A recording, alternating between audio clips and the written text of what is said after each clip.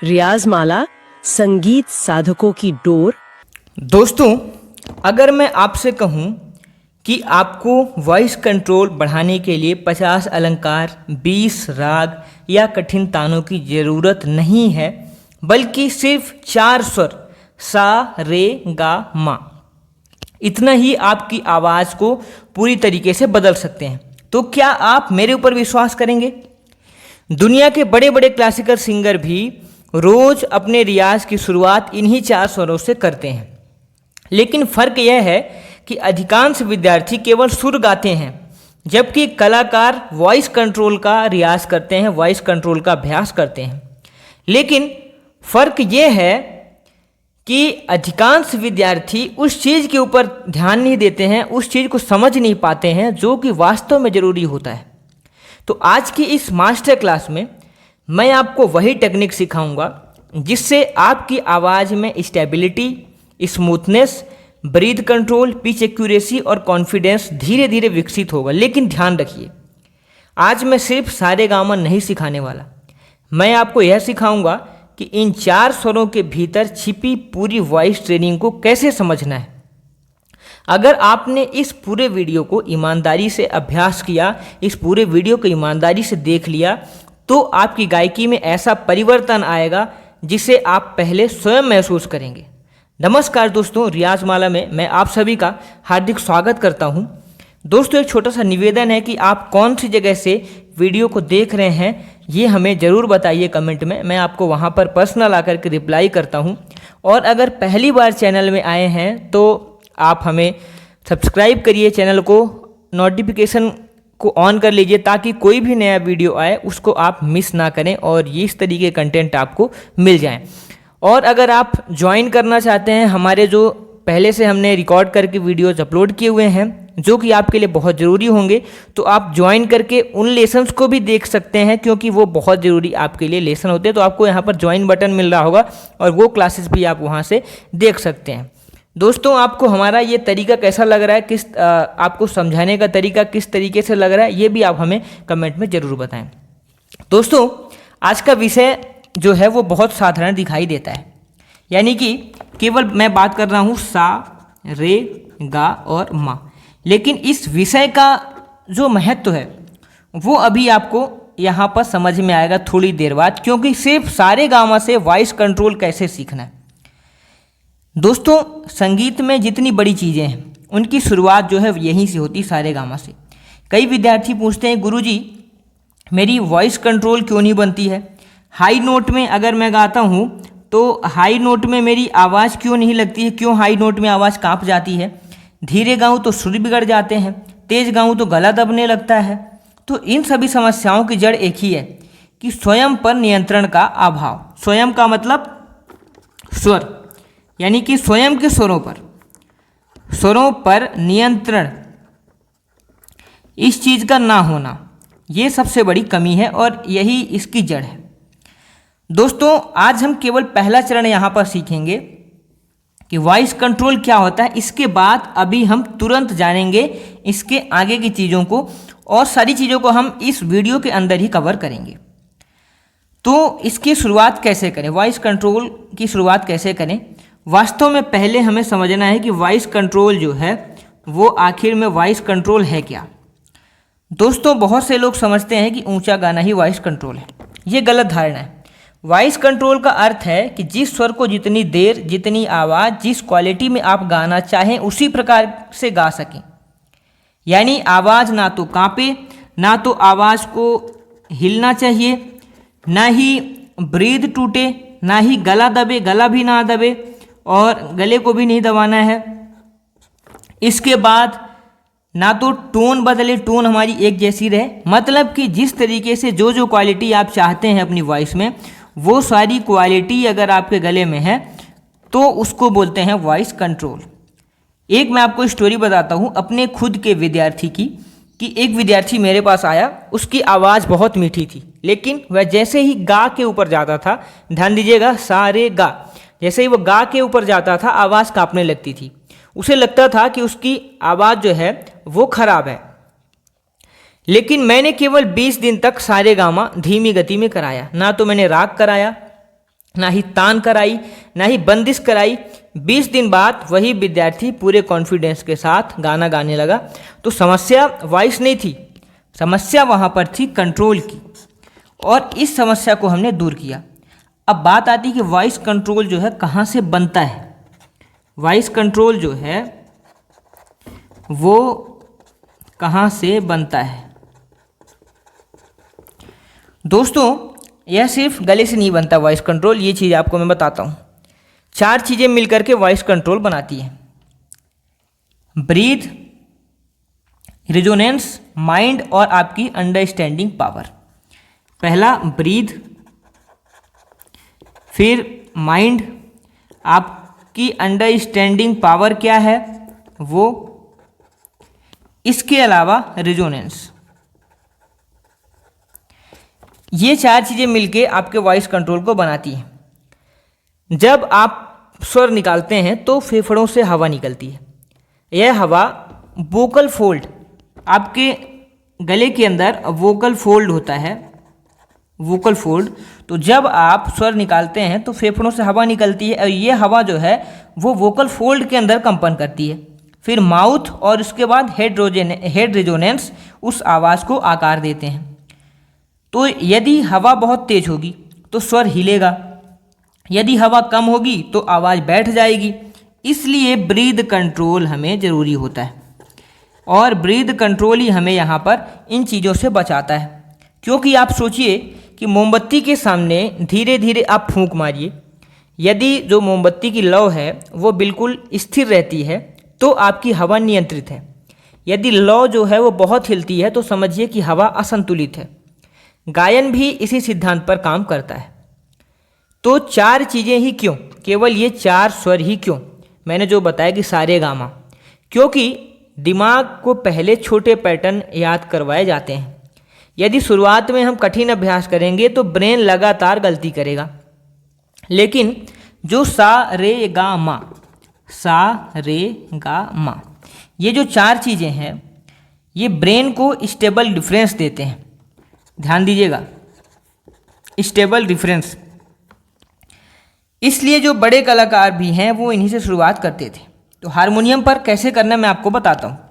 Harmonium पर यदि आपकी स्केल सी है या सी शार्प है या डी है या डी शार्प है या बी है, कोई भी स्केल है मेल फीमेल, अगर या फिर एफ है या फिर आपकी ई है, तो अब पैटर्न क्या रखना है, सा रे गा मा गा रे सा।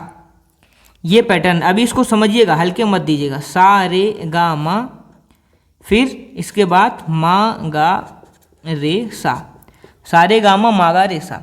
अब हर स्वर को 4 मात्रा तक होल्ड करना है। 4 मात्रा मीन्स कि 4 सेकेंड। सा को 4 सेकेंड, रे को 4 सेकेंड, गा को 4 सेकेंड, माँ को 4 सेकेंड, ये वाले माँ को भी 4 सेकेंड, ये वाले गा को 4 सेकेंड, फिर रे को 4 सेकेंड, फिर सा को 4 सेकेंड। यानी कि सारे गामा मागा रे सा, हर स्वर को 4-4 सेकेंड आपको होल्ड करना है। क्योंकि मैं यहाँ पर चाहता हूँ कि आप वीडियो को रोकिए, हर बार यह पैटर्न आप अभी गाइए, फिर अपने मोबाइल से रिकॉर्डिंग कीजिए और खुद सुनिए कि क्या सभी स्वर बराबर वॉल्यूम में हैं। अगर कहीं आवाज़ कांप रही है या ब्रीथ बीच में टूट रही है, यहाँ से आपका इम्प्रूवमेंट शुरू होता है। जब आप रिकॉर्डिंग को करेंगे, सुनेंगे, आप वीडियो को पूरा देख लीजिए, उसके बाद इस चीज़ को याद रखिएगा, कॉपी में नोट कर लीजिए कि हमें क्या क्या करना है, नोट करते हुए चलिए। तो इस तरीके से जब आप करेंगे तो आपको यहाँ से पहली स्टेप शुरुआत हो गई है आपके इम्प्रूवमेंट की। इम्प्रूवमेंट का ये पहला स्टेप है।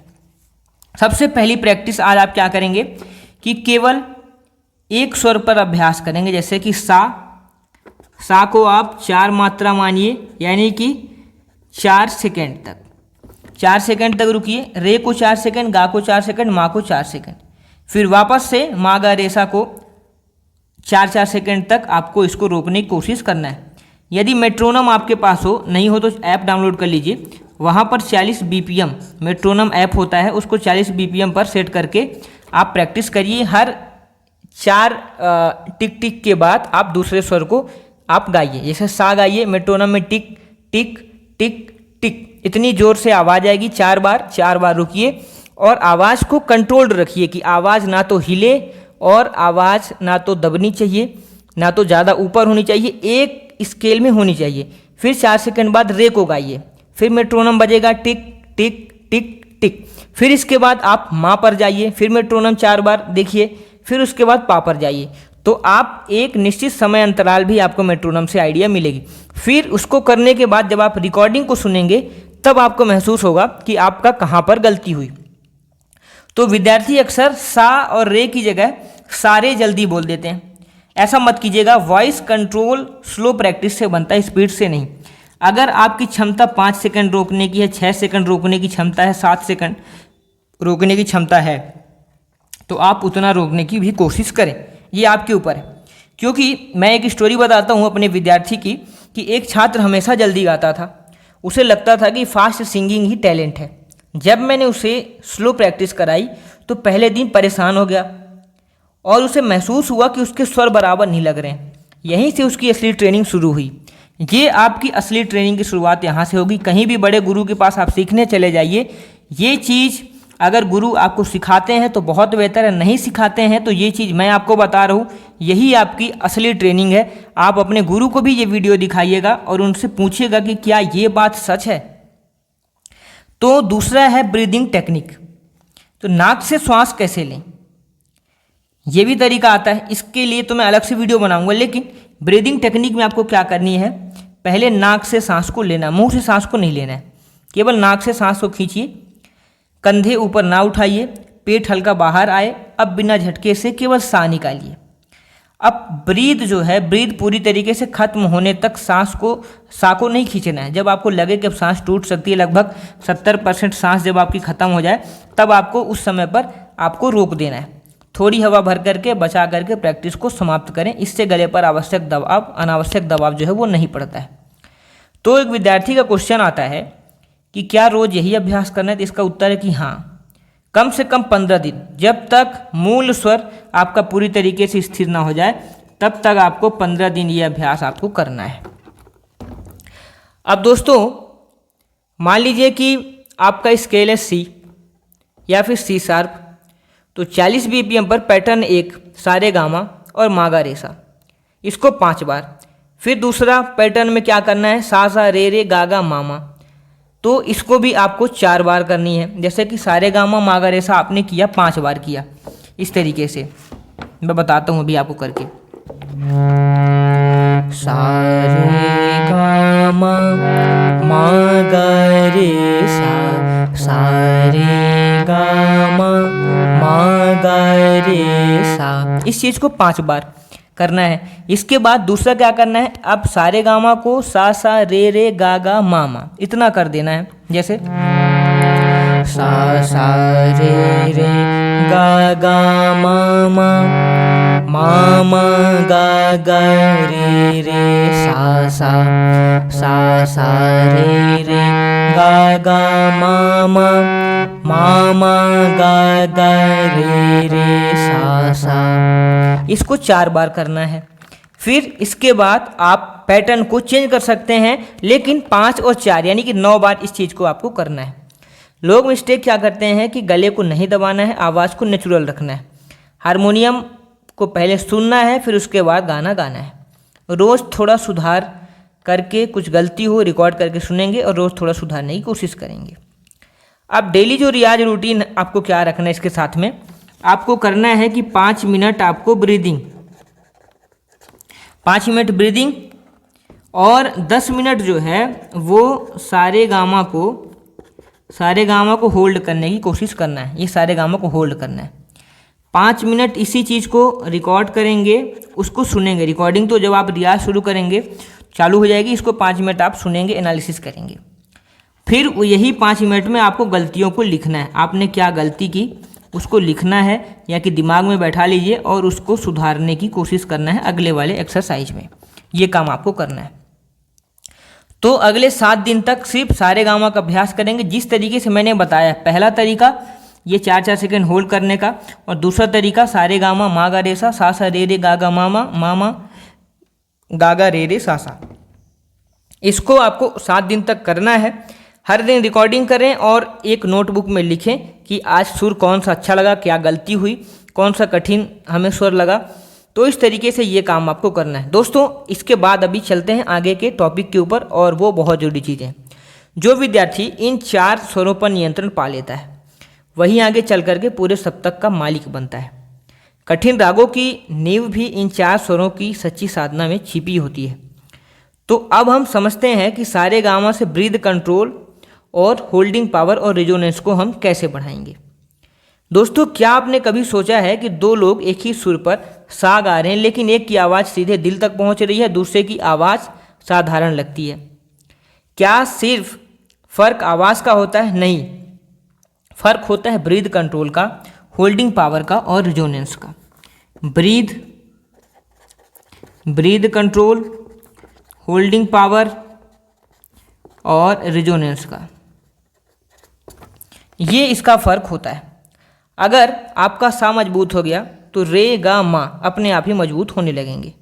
अगर मैं आपको सिर्फ 4 स्वरों से ऐसे अभ्यास सिखाऊं जो बड़े कलाकार वर्षों तक करते हैं, लेकिन एक शर्त है कि आज जल्दबाजी बिल्कुल नहीं करनी है। जितना धीरे अभ्यास करेंगे उतनी ही तेज़ी से आपकी आवाज़ पर नियंत्रण बढ़ेगा। तो हमने अभी क्या देखा कि वॉइस कंट्रोल का अर्थ केवल ऊंचा गाना नहीं है, बल्कि हर स्वर को स्थिर, संतुलित और आत्मविश्वास के साथ गाना है। अब हम 3 स्तंभ पर काम करेंगे। पहला ब्रीथ कंट्रोल, दूसरा होल्डिंग पावर और तीसरा रेजोनेंस। कुछ विद्यार्थी मेरे से पूछते हैं, गुरुजी मेरी सांस जल्दी क्यों टूट जाती है, मैं 3 सेकंड से ज़्यादा सुर नहीं पकड़ पाता, आवाज़ पतली या दबी हुई क्यों लगती है। तो इन तीनों प्रश्नों का उत्तर आज की मास्टर क्लास में आपको मिलेगा। सबसे पहला कि ब्रीथ ही वॉइस की फ्यूल है। ध्यान दीजिएगा, ब्रीथ जो है वो वॉइस की फ्यूल है। ब्रीथ वॉइस की फ्यूल है। यदि गाड़ी में ईंधन सही ना हो तो इंजन अच्छा होने पर भी गाड़ी नहीं चलेगी। ठीक उसी प्रकार अच्छा गला होने के बाद भी यदि सांस नियंत्रित नहीं है तो आवाज़ स्थिर नहीं होगी।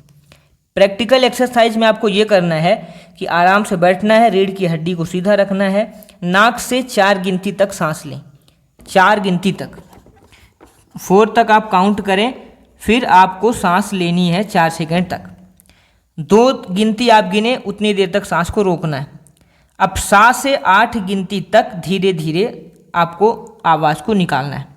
2 सेकंड रोकिए, फिर 8 गिनती तक आप उंगलियों से आप 1 2 ऐसे आप 8 बार करके आप मुंह से सा निकालने की कोशिश करना है। ये आपको काम करना है। ये जो है कि आपका ध्यान ये रखना है कि वॉल्यूम शुरू से अंत तक लगभग समान रहना चाहिए। मेरे एक विद्यार्थी की आदत थी कि वह सा बहुत तेज शुरू करता था और अंत तक आवाज़ कमज़ोर हो जाती थी। मैंने उसे केवल ब्रीथ फ्लो का अभ्यास कराया। लगभग 3 सप्ताह बाद उसका स्वर पहले से कहीं अधिक स्थिर हो गया। उसे लगा कि आवाज़ बदल गई है, जबकि वास्तव में बदला था उसका सांस पर नियंत्रण, और उसकी वजह से वो ज़बरदस्त क्वालिटी उससे गले में डेवलप हुई। दूसरा पॉइंट है कि होल्डिंग पावर कैसे बढ़ाना है। होल्डिंग पावर, दोस्तों होल्डिंग पावर का अर्थ केवल लंबे समय तक सुर पकड़ना नहीं है। सही अर्थ है पूरे समय सुर की गुणवत्ता समान बनी रहे। तो अगर कोई भी स्केल आपका है वहाँ तक आप प्रत्येक स्वर को 6 मात्रा तक पकड़ना है। अभी आपने 4 तक किया था, अब आपको सा 1, यहाँ तो सा 1 हो गया, 2 3 4 5 6। इसी तरीके से रे को भी 1 2 3 4 5 6। इसी तरीके से गा को भी 2 3 4 5 6।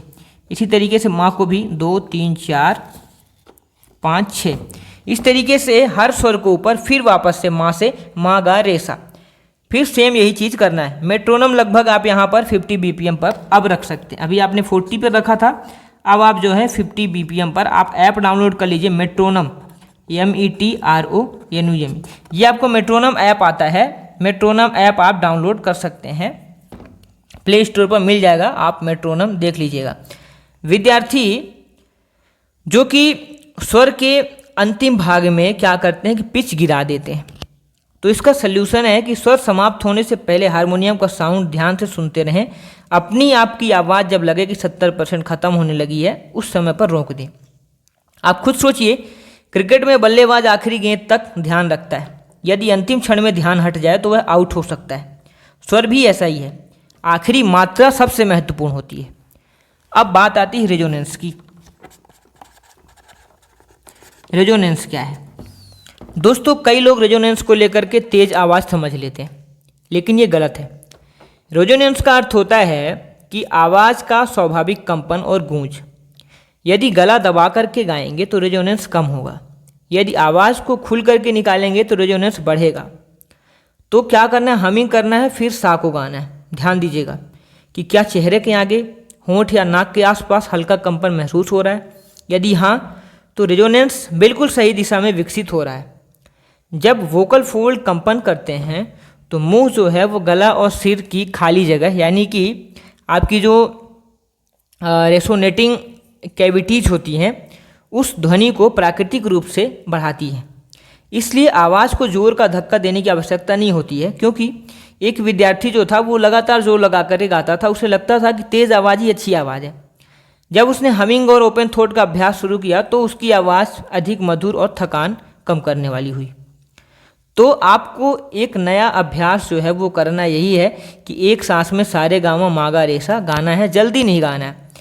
पहले हर तरीके से, ये जो तरीका हमने शुरुआत से बताया, इस तरीके को फॉलो करके इस तरीके तक पहुंचना है। एक सांस में फिर हमें सारे गामा तक बोलना है, ये तरीके तक जाना है, लेकिन इसमें टाइम लगेगा आने में। यहाँ पर आपको बेहतर करना है, टाइम देना है, फिर आप यहाँ पर ये आपके लिए आसान हो जाएगा। हर स्वर स्पष्ट सुनाई देना चाहिए, बीच में सांस टूट जाए तो इसको ध्यान रखना है, सांस नहीं टूटनी है। अगर टूटती भी है तो वहीं रुक जाना है, ज़बरदस्ती नहीं करनी है। दोस्तों 3 बार इस अभ्यास को करिए और रिकॉर्ड करिए, फिर सुनिए कि क्या गा और माँ में आवाज़ पतली हो रही है। यदि हाँ, तो इसका अर्थ है कि आपकी सांस शुरुआत से ही अधिक खर्च हो रही है। तो अब एक अभी एडवांस एक्सरसाइज मैं आपको बताता हूँ। एक ही सा गाइए, केवल एक सा गाइए और बिल्कुल धीरे धीरे इसकी शुरुआत करें। बीच में थोड़ा सा बढ़ाएं, फिर धीरे समाप्त करें, लेकिन पिच को नहीं बदलना है। यही प्रोफेशनल वॉइस कंट्रोल का अभ्यास होता है। कॉमन मिस्टेक लोग यहाँ पर ये करते हैं कि वॉल्यूम बढ़ाते समय विद्यार्थी पिच भी ऊपर कर देते हैं। सॉल्यूशन है कि हारमोनियम को लगातार सुनते रहें, वॉल्यूम बदलना है, पिच को नहीं बदलना है। क्योंकि जैसे कैमरा जूम करने से व्यक्ति की हाइट नहीं बदलती, वैसे ही आवाज़ तेज या धीमी करने से सुर नहीं बदलता है। तो सा को 8 मात्रा, रे को 8 मात्रा, सा को 8 मात्रा यानी 8 सेकंड, रे को 8 सेकंड, गा को 8 सेकंड, माँ को भी 8 सेकंड। वापस अवरोह में भी माँ गा रे सा, इनको भी 8-8 सेकंड अवरोह में भी ऐसे काम करना है। ये काम करना है दोस्तों। अब फिर सारे गामा माँ गा रे सा को जब आप एडवांस में पहुँच जाएंगे तब की बात कर रहा हूँ मैं। सारे गा मा और मा गा रे सा, इतने को एक सांस में ये बोलने की कोशिश करना है। फिर हमिंग करना है, फिर सा करना है। पहले धीमा, फिर मध्यम, फिर धीमा। मुंह से सांस लेने से बचना है, नाक से सांस इस समय पर लेना है। ऊपर कंधे को उठाना नहीं है और गले पर जोर नहीं लगाना है। हवा को कंट्रोल रखना है, गले को नहीं दबाना है। लंबा सुर पकड़ने के लिए ज़बरदस्ती नहीं करना है, अपनी क्षमता के अनुसार धीरे धीरे समय आप बढ़ाएं। तो आपको ये काम करना है। तो अगले 7 दिनों तक केवल सा को प्रतिदिन 10 से 8 मिनट तक आपको इतना कोशिश करना है, कम से कम 8 मिनट तो करिए ही, और 8 मात्रा तक आप जरूर पकड़िए स्वर को। सारे गामा मागा रेसा एक सांस में कम से कम 10 बार गाएं। अपनी रिकॉर्डिंग को सुनें और लिखें कि कहाँ सांस टूटी है, कौन सा स्वर कठिन लगा, क्या पूरे अभ्यास में आवाज़ वॉल्यूम समान रहा, क्या नहीं रहा। तो ये काम आपको करना है। तो अभी आपने क्या सीखा कि ब्रीथ कंट्रोल और वॉइस कंट्रोल को कैसे हमें बेटर करना है, होल्डिंग पावर कैसे डेवलप करना है, रिजोनेंस क्या है और कैसे इसको फील करना है। हारमोनियम पर प्रैक्टिस पैटर्न आपने जाना, वॉल्यूम कंट्रोल की शुरुआत कैसे करनी है वो भी आपने जाना, सामान्य गलतियां भी आपने जानी, और आपको एक हमने रूटीन भी बताया। दोस्तों लंबा सुर पकड़ना कला नहीं है, पूरे समय सुर को सुंदर, स्थिर और संतुलित बनाए रखना ही असली साधना है। रोज थोड़ा सा ही रियाज, लेकिन सही रियाज। कभी कभी थोड़ा सा भी रियाज जो है वो लंबे रियाज से अधिक प्रभावशाली होता है। तो अब हम अगली वीडियो में जानेंगे कि पिच एक्यूरेसी, वॉइस स्टेबिलिटी, सुर लगाव और प्रोफेशनल स्तर तक कैसे हम विकसित करेंगे। एडवांस रियाज पैटर्न भी सीखेंगे। तो दोस्तों आपसे निवेदन करना चाहूँगा कि इसी तरीके से कंटेंट के लिए चैनल को सब्सक्राइब करना बिल्कुल ना भूलें, हमारे साथ बने रहें, बेल आइकॉन को भी दबा लें और कमेंट में ज़रूर लिखें। आप लोग कमेंट में लिखते नहीं हैं कि आप कौन सी जगह से जुड़ करके वीडियो को देख रहे हैं, मैं आपको वहाँ पर पर्सनल रिप्लाई करता हूँ। और अगर आप इस चैलेंज को एक्सेप्ट करते हैं तो आप ज़रूर लिखिए आपने पूरा वीडियो देखा है, तो कि चैलेंज एक्सेप्टेड। अगर आप हमसे जुड़ कर कुछ एक्स्ट्रा सीखना चाहते हैं तो आप ज्वाइन कर सकते हैं और ज्वाइन का ऑप्शन आपको मिलता है, वहाँ से ज्वाइन करके भी आप एक्स्ट्रा सीख सकते हैं। मिलते हैं अगले वीडियो में। धन्यवाद, थैंक्स फॉर वॉचिंग। बने रहिए, संगीत सीखते रहिए।